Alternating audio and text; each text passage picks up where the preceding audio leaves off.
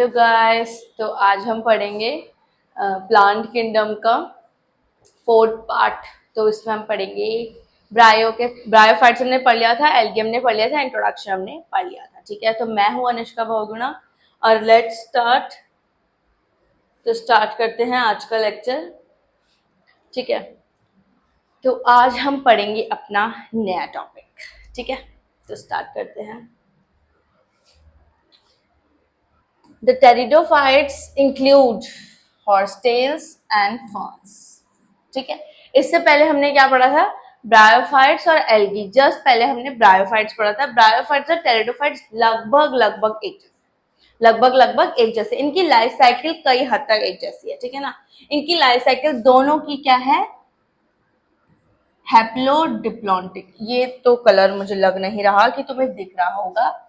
ठीक है, तो मैं कलर चेंज कर देती हूँ। इन दोनों की उसमें लाइफ साइकिल याद है किसी को?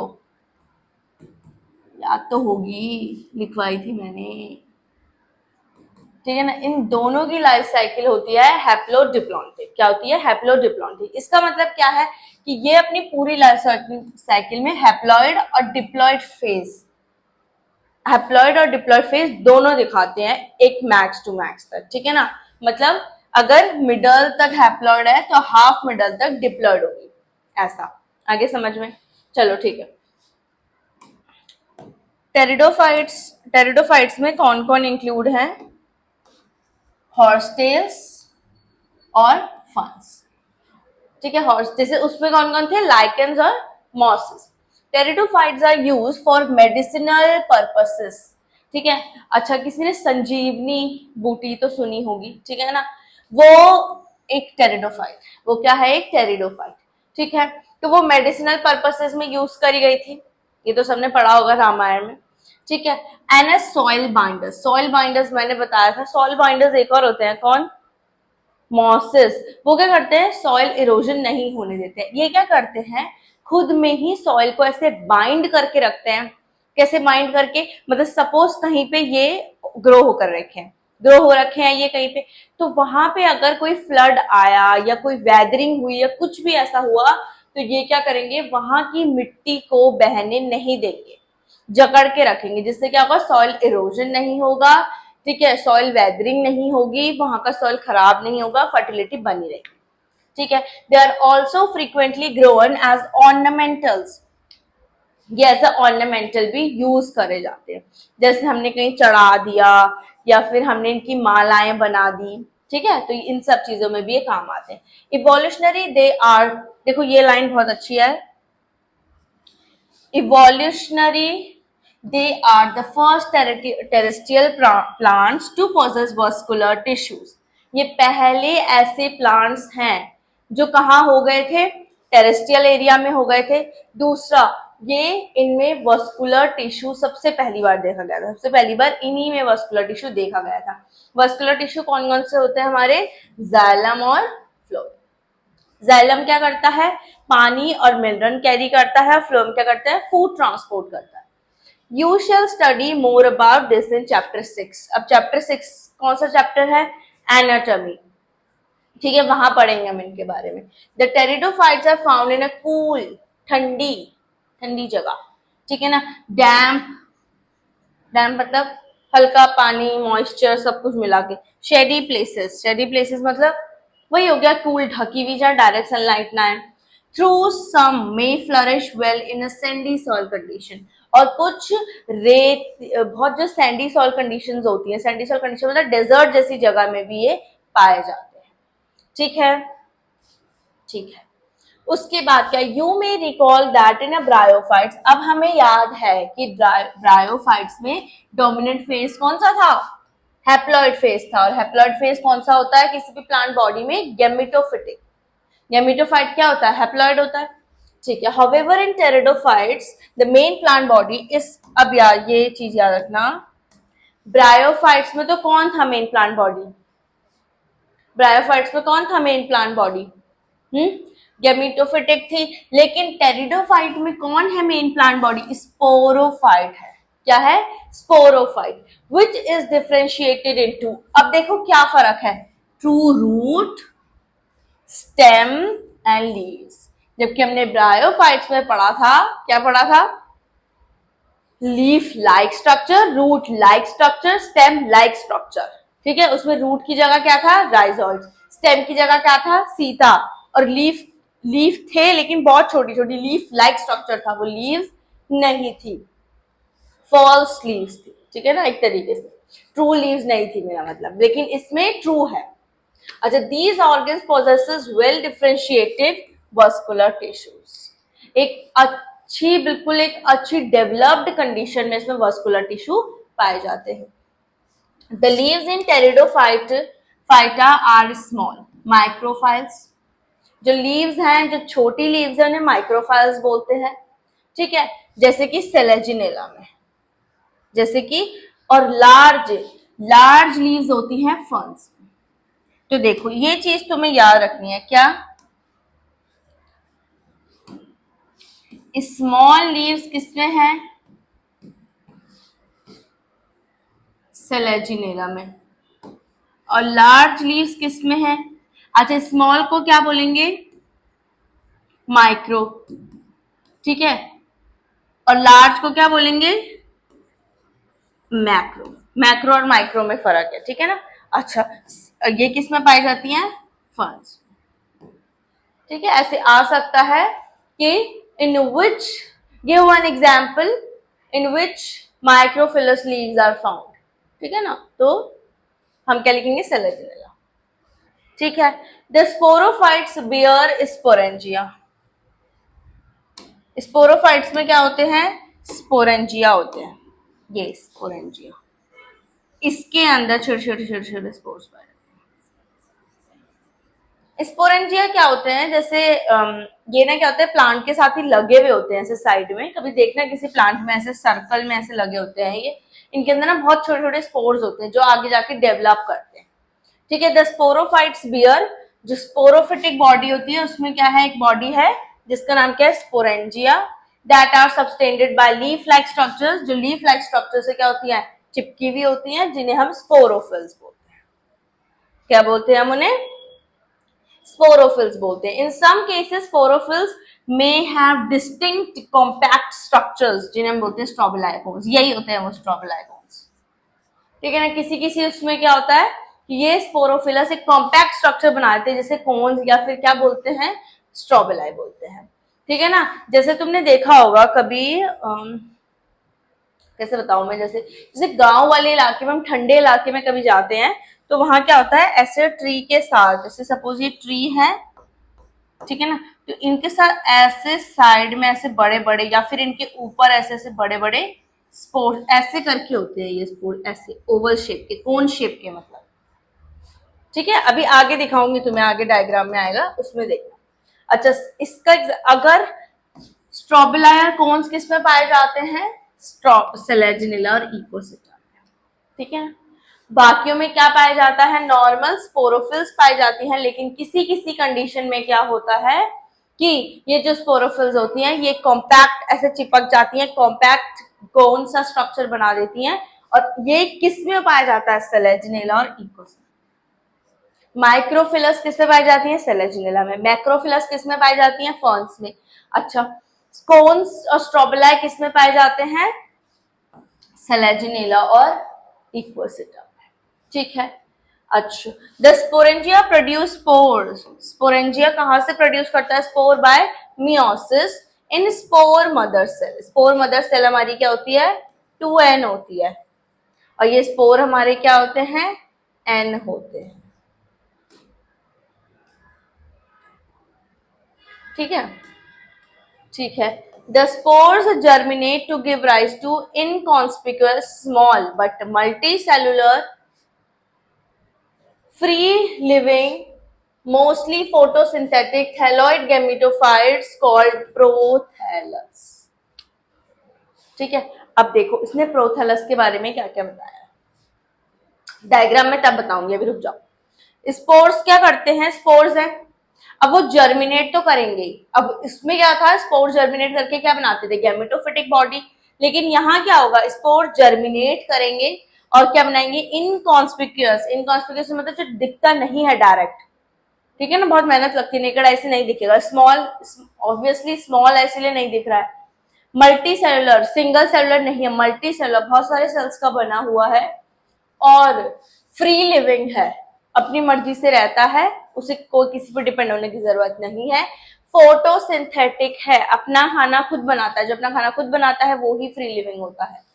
और थैलॉइड गेमिटोफाइट, थैलॉइड मतलब थैली जैसा, गेमिटोफाइट है, इसे हम बोलते हैं प्रोथैलस। इसका मतलब क्या है कि टेरिडोफाइट्स में जो गेमिटोफाइट होता है उसे प्रोथैलस बोलते हैं।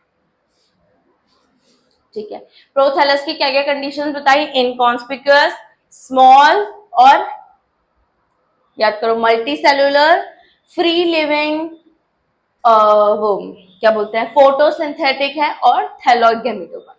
ठीक है, ऐसी सेम हमने ना गैमा का भी पढ़ा था। किसका पढ़ा था? गैमा, लिवर वर्ड्स में।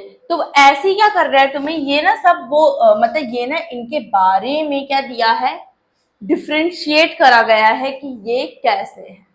तो ऑप्शंस में आता है ऐसे, ये क्या होता है, ऑप्शंस में आते हैं ऐसे क्वेश्चंस बनती। तो मल्टी सेलुलर का यूनिसेलुलर कर देगा, ठीक है ना, फ्री लिविंग का इंडिपेंडेंट कर देगा, तो वैसे चेंज कर देते हैं।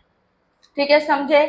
दीज गेमिटोफाइट्स रिक्वायर कूल, सेम वही, कूल, ठंडी, डैम्प, शेडी to grow.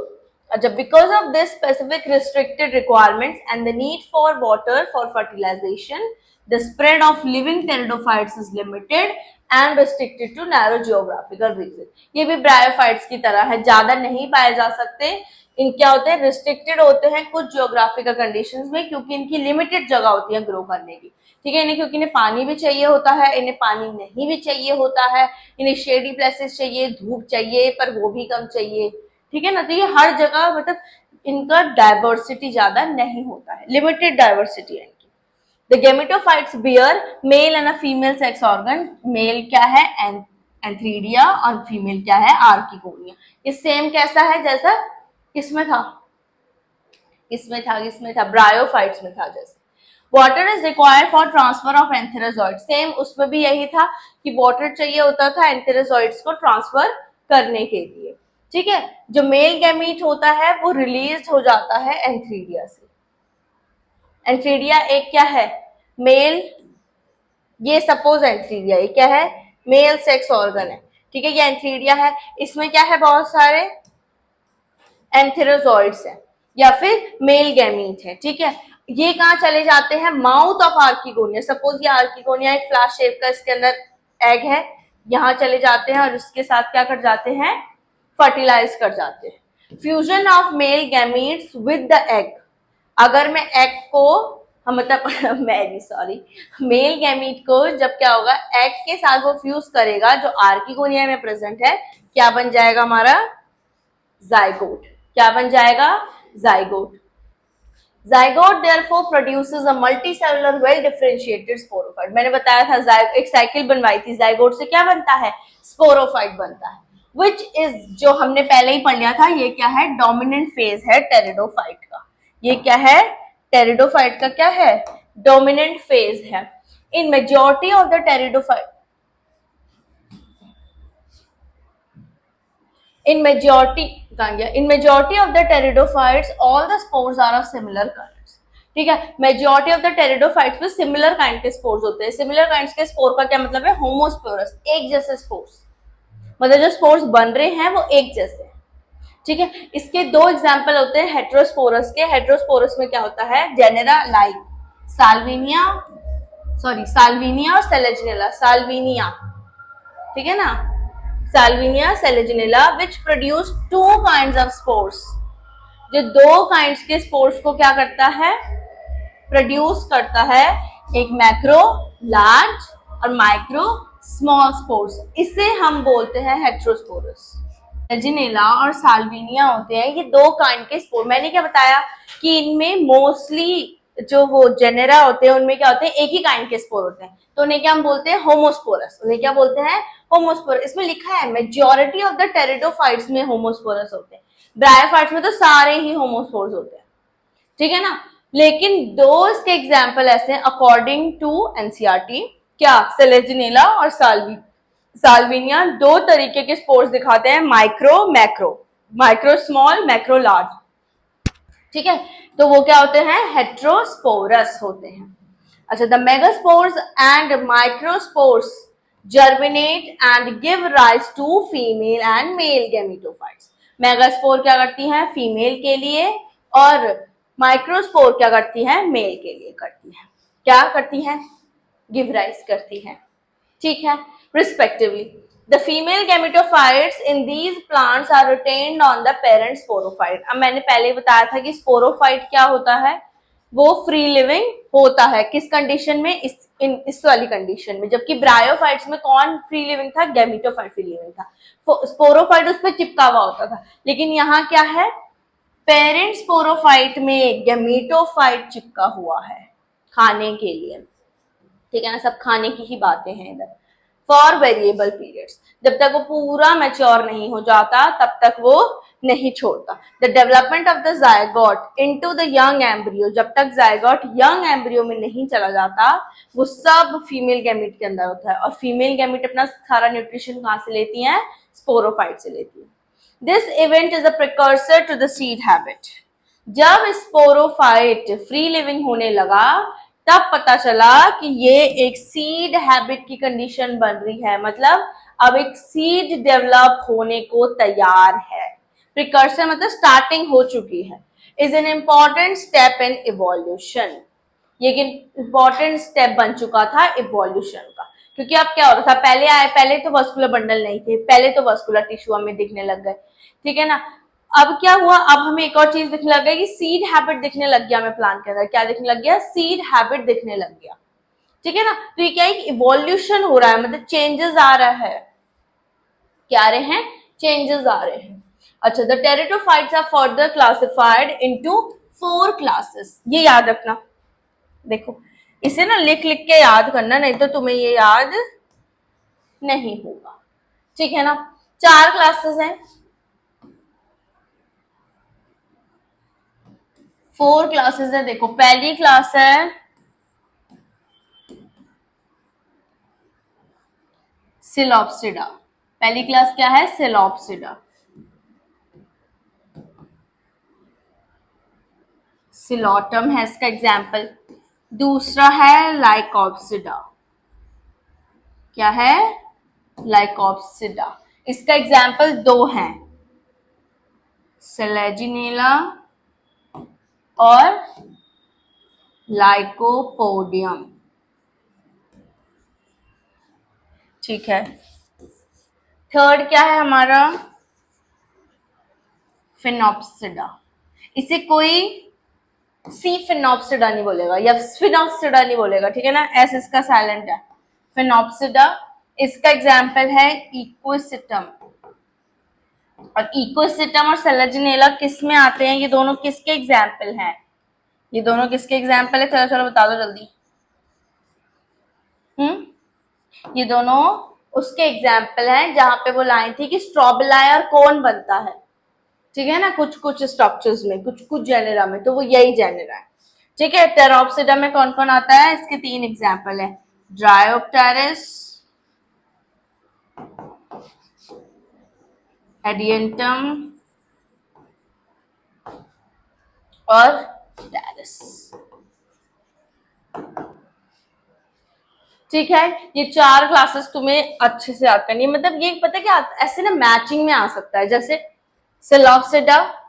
ठीक है, अब तुम्हें से सिलोटम के साथ क्या करना है, मैच करना है। तो वहां पे याद ही नहीं होगा तो मैच भी नहीं होगा। चलो जैसे कुछ कुछ है, सिलॉप्सिडा सिलोटम के साथ मैच हो जाएगा, लाइकोप्सिडा लाइकोपोडियम के साथ हो जाएगा। ये कंफ्यूजिंग है, ये कंफ्यूजिंग है। टेरोप्सिडा इसके और इसके साथ हो जाएगा, लेकिन एडेंटियम कंफ्यूज कर देगा। ठीक है ना, तो कुछ कुछ चीजें क्या है, कंफ्यूज करने के लिए। अब कहाँ पे थे, अब हम पढ़ते हैं इनके डायग्राम्स। डायग्राम्स छूट गए थे, है ना, डायग्राम इसलिए छूट गए थे क्योंकि आगे कंटिन्यू कर लिया था हमने। अच्छा, पहला डायग्राम है सेलेजिनेला का।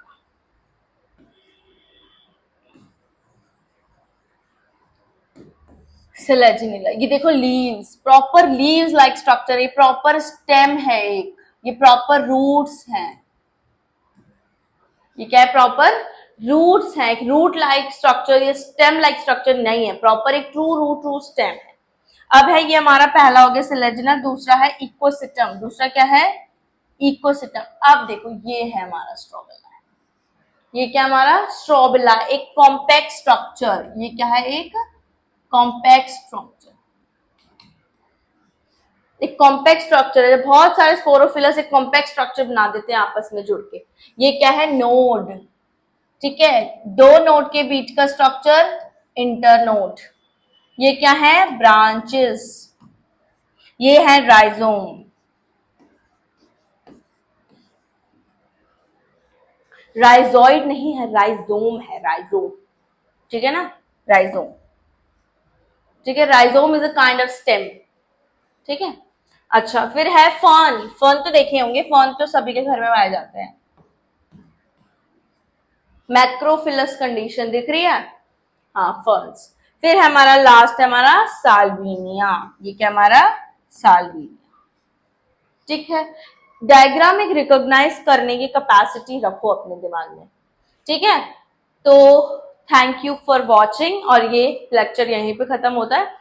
नेक्स्ट हम पढ़ेंगे जिम्नोस्पर्म्स और एंजियोस्पर्म्स, हम साथ में पढ़ेंगे, ठीक है। Thank you.